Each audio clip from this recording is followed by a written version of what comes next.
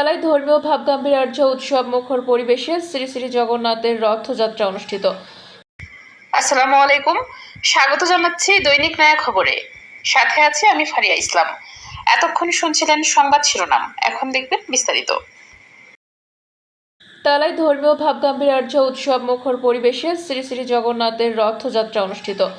জহর হাসান সাগরের তথ্যচিত্রে বিস্তারিত।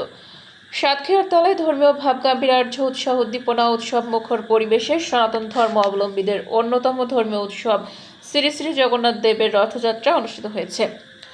এ উপলক্ষে জগন্নাথ মন্দিরে বিশেষ পূজা অর্চনা, আলোচনা, হরিনাম সংকীর্তন এবং বর্ণাঢ্য রথ শোভাযাত্রার আয়োজন করা হয়।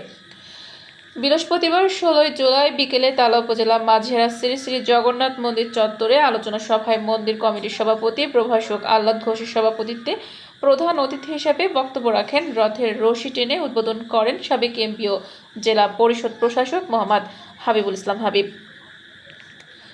বাবু বসু ঘোষের সঞ্চালনায় বিশেষ অতিথি হিসেবে উপস্থিত ছিলেন তালা থানা পুলিশ পরিদর্শক তদন্ত মোহাম্মদ শাকওয়াত হোসেন, তালা উপজেলা বিএনপি সভাপতি বাবু মিনাল কান্তি রায়, সাধারণ সম্পাদক অধ্যক্ষ শফিকুল ইসলাম শফি, তালা সদরের সাবেক ইউপি চেয়ারম্যান ও তালা প্রেস ক্লাবের সভাপতি সাংবাদিক এস.এম. নজরুল ইসলাম, শহীদ মুক্তিযোদ্ধা মহাবিদ্যালয়ের প্রভাষক প্রণব ঘোষ বাবলু, তালা উপজেলা যুব দলের আহ্বায়ক মির্জা আতিয়ার রহমান, তালার 9 নং ওয়ার্ড বিএনপি সভাপতি গাজী সিরাজুল ইসলাম, তালা উপজেলা হিন্দু বৌদ্ধ খ্রিস্টান ঐক্য ফ্রন্টের সভাপতি অমল দত্ত, যুগ্ম সাধারণ সম্পাদক অমল সেন, শিক্ষক শ্যামল চৌধুরী, রথ টানক বাবু উদয় সাধু, বরুণ সাধু সহ আরও অনেকে। আলোচনা সভা শেষে মাঝেরা শ্রী শ্রী জগন্নাথ মন্দির চত্বর থেকে রথযাত্রা বের হয়ে গোপালপুর কালী মন্দির ঘুরে মোবারকপুর জগন্নাথ দেবের মামার বাড়ি স্বর্গীয় শচীন সাধুর বাড়িতে শোভাযাত্রাটি পৌঁছান। জগন্নাথ দেব মোবারকপুর 7 দিন অবস্থান শেষে মাঝেরা শ্রী শ্রী জগন্নাথ আসবেন। এতে শত শত নারী, পুরুষ, শিশু, কিশোর, কিশোরীয় ভক্তবৃন্দ অংশগ্রহণ করেন। রথযাত্রায় ভগবান শ্রী শ্রী জগন্নাথ, বলরাম ও সুভদ্রার বিগ্রহ সুসজ্জিত রথে স্থাপন করা হয়। ভক্তরা হরিনাম সংকীর্তন, ভজন ও ধর্মীয় সঙ্গীত পরিবেশনের মধ্য দিয়ে রথ টেনে উৎসবের আনন্দে সামিল হন। উৎসবকে ঘিরে আইন শৃঙ্খলা পরিস্থিতি স্বাভাবিক রাখতে প্রশাসনের পক্ষ থেকে প্রয়োজনীয় নিরাপত্তা ব্যবস্থা গ্রহণ করা হয়। শোভাযাত্রার বিভিন্ন স্থানে পুলিশ ও স্বেচ্ছাসেবকরা দায়িত্ব পালন করেন।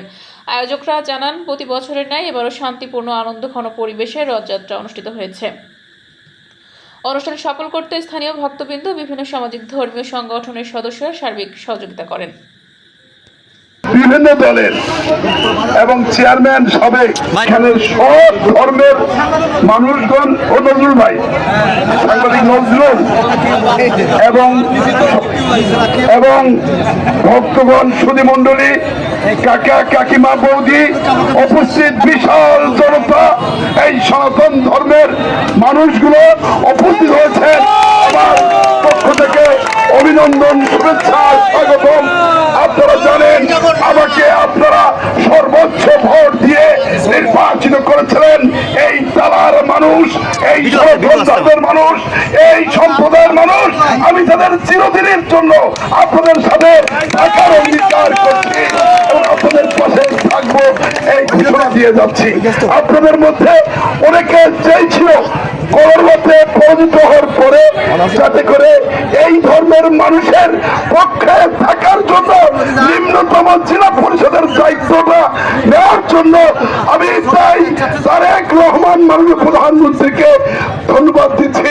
তিনি আমাকে এই দায়িত্বটা দিয়েছেন। আমি সেই দায়িত্ব পালনে আপনাদের পক্ষে জীবন দিয়ে হলেও রক্ষার দায়িত্ব। আমি নির্বাচিত না হয়ে পরের দিনই আমি যে সমস্ত এলাকায় গিয়েছিলাম সেখানে শুধুমাত্র আপনাদের ধর্মের কলাগাছি সব জায়গায় 90% 5% ভোট পেয়েছেন। এই জন্য আমার মিলনের শেষ দিন পর্যন্ত আপনাদের উন্নয়ন, আপনাদের উৎপাদন, আপনাদের নিরাপত্তা, সেই আমাদের বিদ্রোহী কবি নজরুল বলেছেন, একই বিনতি দুটো কুসুম, হিন্দু মুসলমান, মুসলমান আমার নয়নের মণি, আর আপনারা আমার হিন্দু সম্প্রদায় প্রাণের প্রাণ হিসেবে আমি বন্ধুগণ, তাই আজকের এই লোক দেখে আমি অত্যন্ত আবির্ভূত হয়েছি। অসম্ভব মানুষের স্রোত, এই স্রোতের এই মন্দিরকে রক্ষার জন্য যা লাগবে হয়েই আপনাদের ঘোষণা দিয়ে যাচ্ছি, আপনারা আলাপ করবেন। সকল ধর্মের বর্ণের স্রষ্টার ইবাদত সৃষ্টির ধর্ম। আমি কিছুক্ষণ আপনাদের সাথে থাকবো।